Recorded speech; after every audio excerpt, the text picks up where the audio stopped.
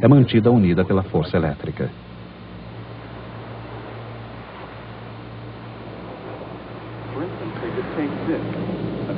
Poderiam, por exemplo, pegar essa moeda de cobre. E de todos os tipos de matéria, nenhum revela os efeitos da eletricidade de forma mais clara que os metais. E transformá-la em ouro. Ouro? A substância dos sonhos.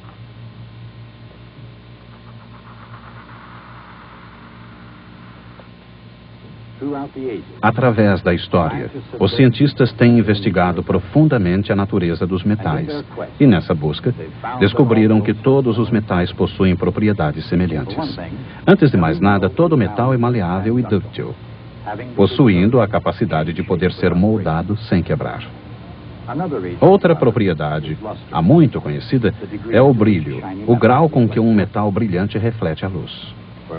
Durante muito tempo, apenas essas eram as propriedades conhecidas dos metais. Mas no século XVIII, os cientistas descobriram outra propriedade comum a todos os metais. Hoje, ela é chamada condutividade, a capacidade de conduzir eletricidade.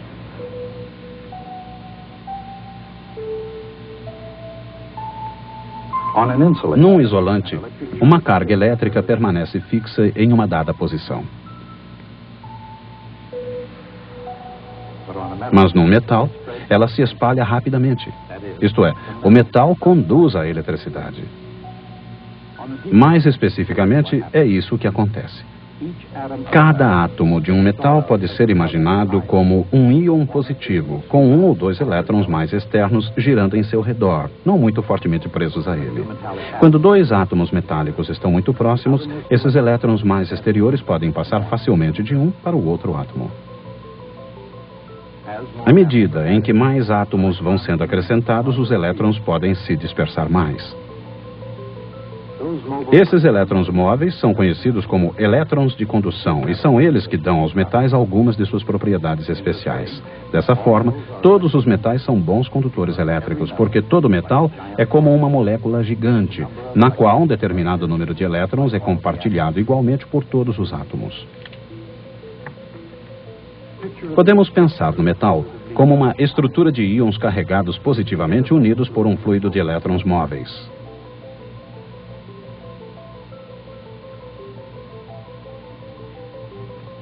Quando uma carga positiva é aproximada de um metal, ela atrai os elétrons negativos móveis em sua direção, fazendo com que se acumulem na superfície mais próxima.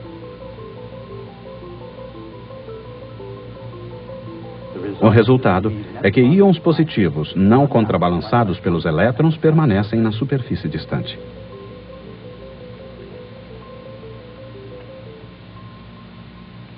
Quanto mais uma carga elétrica se aproxima de um metal, mais a carga de sinal oposto que se acumula na superfície próxima e mais carga de mesmo sinal permanece livre no resto da superfície.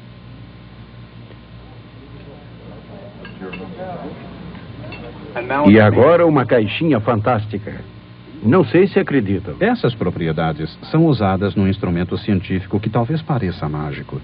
Esse instrumento é um eletroscópio de lâminas de ouro.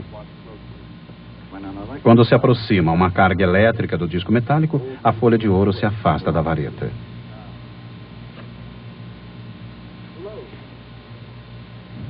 Uma carga positiva próxima da extremidade superior atrai cargas negativas, deixando cargas positivas na outra extremidade da vareta, e a lâmina de ouro fica com o mesmo tipo de carga. E, naturalmente, com o mesmo tipo de carga, a vareta repele a lâmina de ouro.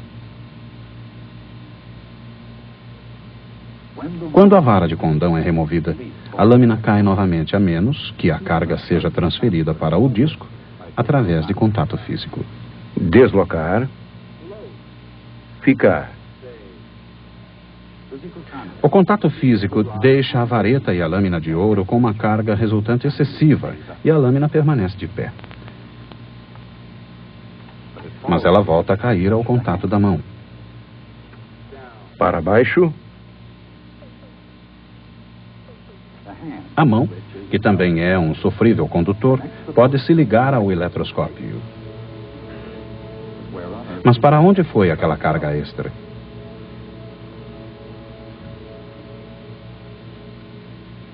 A caixa do eletroscópio está em contato com a Terra.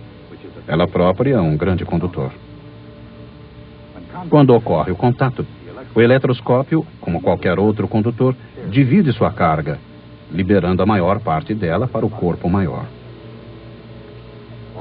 Embora, na realidade, apenas elétrons negativos se movimentem de um lugar para outro, o efeito é exatamente como se a carga positiva fluísse na direção oposta. A isso se chama ligar um condutor elétrico à Terra, ou simplesmente aterrar. E para todos os fins práticos, quando isso acontece, o condutor torna-se eletricamente neutro.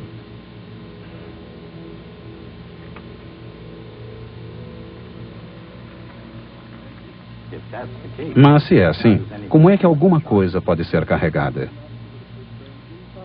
Uma maneira é através da fricção ou o atrito, o que não é surpresa para ninguém que já tomou um choque ao pisar num tapete seco. Mas existem maneiras mais eficientes de produzir essa carga por atrito. Produzir uma carga estática de maneira que o papel fique preso à vareta.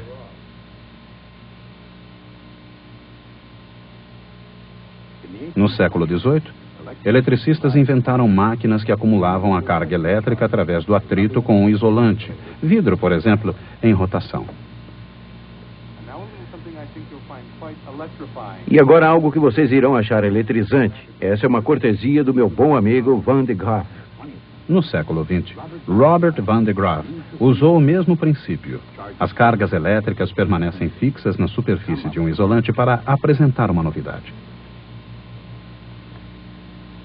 Aqui embaixo, um cinto isolante capta a carga elétrica. A correia transportadora leva a carga para cima, para a parte superior da máquina, onde a carga é transferida para o interior da cúpula de metal.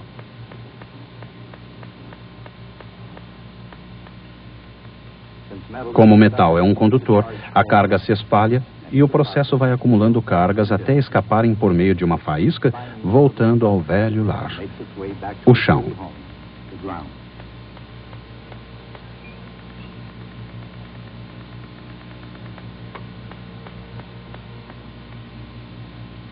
Mas a máquina de Van de Graaff tinha um potencial muito maior do que simplesmente despertar o interesse dos frequentadores de cabarés. De fato, sua principal característica, transferindo a carga elétrica através de uma correia transportadora, é o princípio em que se baseia um dos mais importantes aparelhos dos modernos laboratórios de física nuclear. Essa câmara amarela, resistente, contém gás em alta pressão e foi projetada com o objetivo de impedir o escape de faíscas.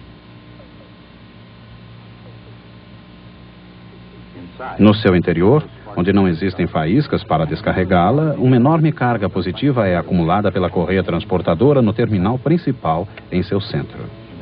Enquanto isso, um íon de carga negativa, nesse caso um átomo de carbono com elétron extra, está se preparando para uma viagem extraordinária.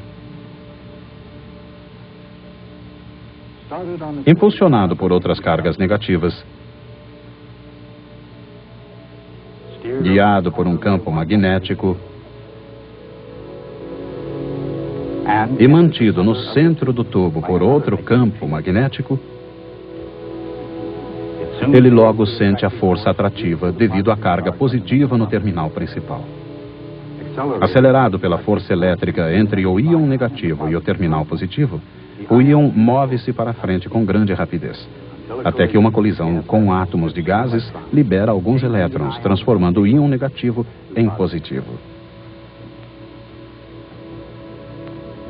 Acelerado mais uma vez pela força elétrica, o íon prossegue em direção ao seu destino. Nesse caso, uma colisão nuclear entre o carbono e um alvo de hélio.